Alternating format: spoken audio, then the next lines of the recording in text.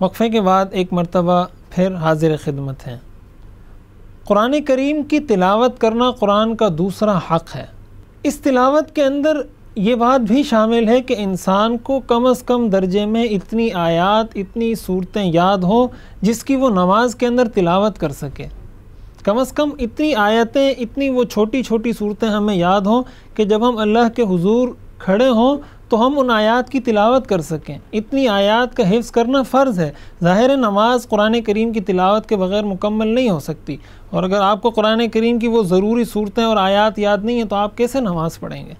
اس کا ہمیں بار بار مشاہدہ ہوا ہے کہ ہمارے ہاں بڑے بڑے لوگ، بڑے بڑے سیاستدان، بڑے بڑے وکلاء جو اپنے فن کے اندر بہت مہارت رکھتے ہیں، لیکن ان کو قرآن کریم کی ایک چھوٹی سی صورت پڑھنا نہیں آتی۔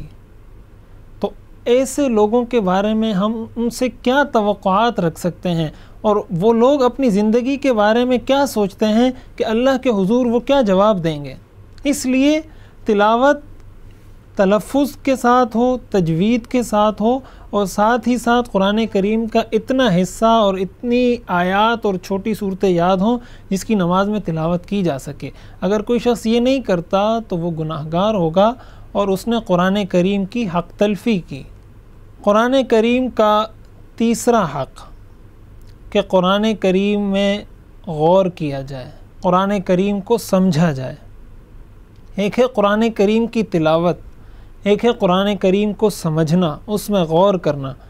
اللہ تعالیٰ نے جا بجا قرآن کریم میں اس بات کا شکوہ کیا ہے انسانوں سے کہ یہ لوگ میری آیات میں غور و فکر کیوں نہیں کرتے۔ سورہ محمد میں اللہ تعالیٰ کا ارشاد ہے افلا یتدبرون القرآن ام علی قلوب اقفالها، کہ یہ لوگ قرآن میں کیوں تدبر نہیں کرتے، کیا ان کے دلوں پر تالے لگا دیے گئے ہیں؟ اسی طرح سورۃ النساء میں یہی آیت افلا یتدبرون القرآن ولو کان من عند غیر اللہ لوجدوا فیہ اختلافا کثیرا، کہ یہ میری مخلوق، میرے بندے میری نازل کردہ اس کتاب میں غور و فکر کیوں نہیں کیا کرتے۔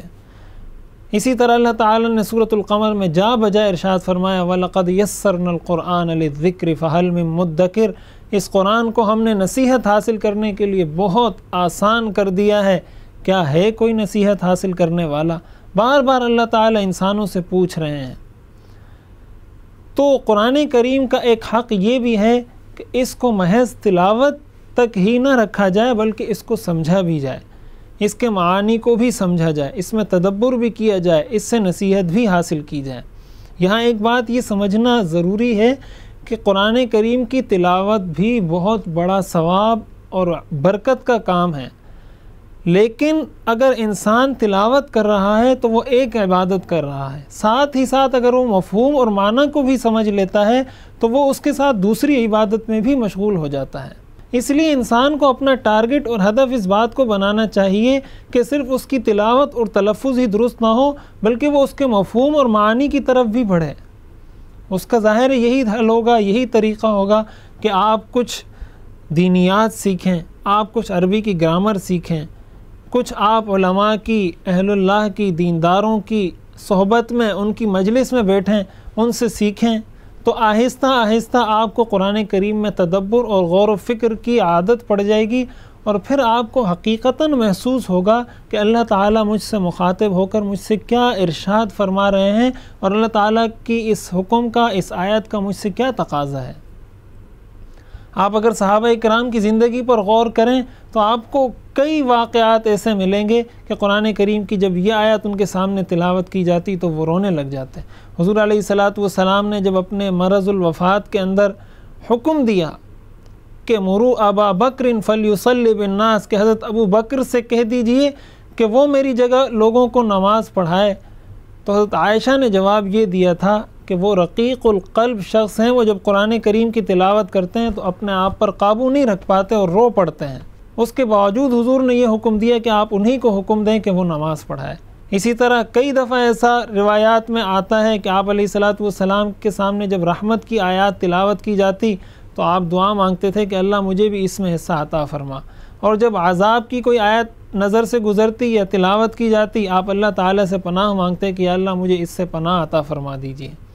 ظاہر ہے یہ دعا تو انسان اسی وقت کر سکتا ہے جب وہ غور کر رہا ہو، وہ اس کو سمجھ رہا ہو. اگر وہ سمجھ نہیں رہا تو وہ کیسے اس موقع کو پہچان سکتا ہے اور کیسے وہ اللہ تعالیٰ سے اس آیت کے موقع کی مناسبت سے دعا کر سکتا ہے؟ تو قرآن کریم کا تیسرا حق یہ ہے کہ اس میں غور و فکر کیا جائے، اس کو سمجھا جائے اور اس کو وقت دیا جائے. ہمارے پاس اپنے ہر کام کے لیے وقت ہے لیکن قرآن کریم کے لیے وقت نہیں. کم از کم ہم اس رمضان کے مبارک مہینے میں یہ تہیہ کریں، یہ عہد کریں، یہ وعدہ کریں، یہ عزم کریں کہ ہم نے اس مہینے کو، جس کو اللہ نے قرآن کا مہینہ بنایا ہے، ہم نے بھی اس میں قرآن سیکھنا ہے، ہم نے بھی قرآن کی طرف توجہ دینی ہے. قرآن کریم کا چوتھا حق، جو اصل مقصد ہے قرآن کریم کے نزول کا، وہ ہے کہ قرآن کریم پر عمل کیا جائے. قرآن کریم کو نازل اسی لیے کیا گیا کہ انسان اس کو اپنی زندگی میں لائے. ایک مسلمان کا یہ عقیدہ ہوتا ہے کہ قرآن ایک مکمل ضابطۂ حیات ہے جس میں زندگی کے ہر گوشے، ہر شعبے، ہر پہلو کے حوالے سے مکمل رہنمائی موجود ہے. جب رہنمائی موجود ہے تو ہم نے اپنی عملی زندگی کے اندر دیکھنا ہوگا، کیا ہم سود تو نہیں کھا رہے، کہیں ہم بد نظری تو نہیں کر رہے، کہیں ہماری نمازیں تو قضا نہیں ہو رہی، کہیں ہم جھوٹ تو نہیں بول رہے، کہیں ہم غیبت، حسد، بغض، کینہ اور اس طرح کی بیماریوں میں تو مبتلا نہیں ہو گئے ہیں. یہ ساری چیزیں وہ ہیں جن سے ہمیں قرآن روکتا ہے اور بہت ساری چیزوں کا قرآن حکم دیتا ہے. قرآن کہتا ہے وَرَتِّلِ الْقُرْآنَ تَرْتِيلًا، کہ قرآن کریم کی تلاوت کیا کریں. تو ہم اس کو سامنے رکھ کر قرآن کریم کو معیار بنا کر اپنا محاسبہ کریں، اپنی زندگی کا جائزہ لیں کہ قرآن کا حکم ہمیں یہ ہے اور ہم کیا کر رہے ہیں. قرآن ہمیں اس چیز سے روک رہا ہے اور ہم نہیں رک رہے. قرآن ہمیں کہتا ہے سود مت کھاؤ، حرام مت کھاؤ، لیکن ہم کھا رہے ہیں. قرآن ہمیں کہتا ہے جھوٹ مت بولو، لیکن ہم رمضان میں روزے کے ساتھ ہوتے ہوئے جھوٹ بول رہے ہیں. یہ ساری چیزیں وہ ہیں جن کو ہم اس وقت سمجھ سکتے ہیں جب ہمارے ذہن میں یہ بات ہو کہ یہ قرآن کریم کا ہم پر حق ہے اور قرآن کریم پر عمل کرنا یہی اس کا اصل مقصد نزول ہے. وہ کسی نے کیا خوب کہا ہے کہ طاقوں میں سجایا جاتا ہوں، تعویذ بنایا جاتا ہوں، جب قول و قسم لینے کے لیے تکرار کی نوبت آتی ہے، تب میری ضرورت پڑتی ہے، ہاتھوں میں اٹھایا جاتا ہوں. قرآن اللہ تعالیٰ نے قسم اٹھانے کے لیے نازل نہیں کیا کہ جب آپ کی لڑائی کا فیصلہ نہ ہو رہا ہو تو آپ کہتے ہیں کہ بھئی آپ قرآن پہ ہاتھ رکھ کے قسم اٹھا لیں. یہ مقصد نہیں ہے قرآن کے نزول کا. قرآن کے نزول کا یہ مقصد نہیں کہ آپ اس کے غلاف پر خوشبو لگا کر، اس کو چوم کر ایک تاقچے میں رکھ دیں اور پورا سال وہ رکھا رہے. ٹی وی تو 24 گھنٹے چلتا رہے اور قرآن کریم کو آپ 24 گھنٹے میں ایک مرتبہ بھی ہاتھ نہ لگائیں. یہ مقصد نہیں ہے نزول قرآن کا. اصل جو مقصد ہے قرآن کے نزول کا وہ عمل بالقرآن ہے کہ یہ ہماری زندگی میں آ جائے. رمضان المبارک کا مہینہ ہمیں اس چیز کا درس دیتا ہے کہ ہم اس کو اپنی زندگی کے اندر لائیں. قرآن کریم کے حقوق میں 5واں حق یہ ہے کہ قرآن کریم کے احکام، اس کے مسائل اور قرآن کریم کے فضائل اور جو ہمیں احکامات، جو شریعت ہمیں دی گئی ہے قرآن کریم کے ذریعے، ہم اس کی آگے تبلیغ کریں. یہ بھی قرآن کریم کا بنیادی حق ہے اور یہ صرف کسی عالم کے ساتھ، کسی مفتی کے ساتھ، کسی مذہبی اسکالر کے ساتھ خاص نہیں بلکہ ہر مسلمان کی ذمہ داری ہے.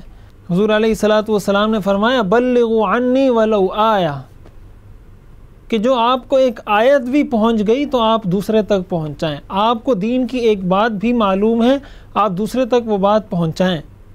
جس حد تک جہاں آپ کو دین کی کوئی بات پتہ چلی، آپ کی ذمہ داری ہے کہ آپ اس کو آگے پہنچائیں. چنانچہ خطبہ حجۃ الوداع کے موقع پر اگر آپ دیکھیں، حضور علیہ الصلاۃ والسلام نے جب وہ تاریخی جامع خطبہ ارشاد فرمایا جو ایک دستور اور منشور کی حیثیت رکھتا ہے مسلمانوں کی زندگی میں، تو اس کے اختتام پر حضور علیہ الصلاۃ والسلام نے صحابہ سے پوچھا تھا الا هل بلغت، کیا میں نے اللہ کا پیغام آپ تک پہنچا دیا؟ سب نے بیک آواز کہا بلغت الرسالہ وادیت الامانہ ونصحت الامہ، بالکل آپ نے اللہ کا پیغام ہم تک پہنچا دیا، آپ نے امانت ادا کر دی اور آپ نے امت کے ساتھ خیرخواہی کا حق ادا کر دیا. 3 دفعہ آپ نے صحابہ سے پوچھا، 3 دفعہ پورے مجمع نے بیک آواز یہ جواب دیا. اس کے بعد حضور علیہ الصلاۃ والسلام نے آسمان کی طرف سر اٹھا کر کہا اللہم اشہد، اے اللہ آپ گواہ ہو جائیے کہ آپ نے مجھے جو ذمہ داری دی تھی تبلیغ کی وہ میں ادا کر چکا، اور یہ سارے اس بات کی گواہی دے رہے ہیں کہ میں ان تک آپ کا پیغام پہنچا چکا ہوں۔ اس کے بعد حضور نے فرمایا فَلْيُبَلِّغِ الشَّاهِدُ الْغَائِبَ، کہ جو یہاں پر موجود ہے، جو اس مجلس میں حاضر ہے، اس کی ذمہ داری بنتی ہے، اس کا فرض بنتا ہے کہ وہ ہمارا پیغام ان لوگوں تک پہنچا دے جو یہاں پر موجود نہیں ہیں۔ اس لیے اگر آپ کو دین کی کوئی بات پتہ چلتی ہے، آپ کو دین کا کوئی مسئلہ پتہ چلتا ہے، تو آپ کی ذمہ داری بنتی ہے، میری ذمہ داری بنتی ہے، ہمارے معاشرے کی ذمہ داری بنتی ہے کہ اس کو آگے پھیلاتے رہیں، اس کی آگے اشاعت اور تبلیغ کرتے رہیں۔ وہ تبلیغ آپ قلم کے ذریعے سے بھی کر سکتے ہیں، زبان کے ذریعے سے بھی کر سکتے ہیں، میڈیا کے ذریعے سے بھی کر سکتے ہیں۔ جو اسباب اور وسائل جدید جائز حد تک آپ استعمال کر سکتے ہیں، ان کو استعمال کرتے ہوئے آپ اللہ کے پیغام کو، اللہ کے دین کو آگے لوگوں تک پہنچائیں۔ تو یہ 5 حقوق ہیں قرآن کریم کے۔ ہمیں اس مبارک مہینے کے اندر یہ عزم کرنا ہے کہ ہم نے قرآن کریم کے یہ 5 حقوق ادا کرنے کا عزم کر لیا، اور آئندہ سے صرف رمضان میں نہیں بلکہ اپنی پوری زندگی قرآن کے یہ 5 حقوق ادا کرتے رہیں گے۔ اس پر ایمان لایا جائے جیسے اس پر ایمان لانے کا حق ہے، اس کی تلاوت کی جائے جیسے اس کی تلاوت کا حق ہے، اس میں غور و فکر کیا جائے، اس کو سمجھا جائے جیسے سمجھنے کا، غور و فکر کرنے کا حق ہے، اس پر عمل کیا جائے جس طرح عمل کرنے کا حق ہے، اور اس کو آگے پہنچایا جائے، اس کی تبلیغ کی جائے، اس کی اشاعت کی جائے جس طرح تبلیغ اور اشاعت کا حق ہے۔ یہ 5 حقوق ہیں۔ ہم اللہ تعالیٰ سے دعا کرتے ہیں کہ اس مبارک مہینے کی برکت سے اللہ ہمیں قرآن کریم کے حقوق ادا کرنے والا بنا دے۔ اسی کے ساتھ دیجیے اجازت۔ والسلام علیکم ورحمۃ اللہ وبرکاتہ۔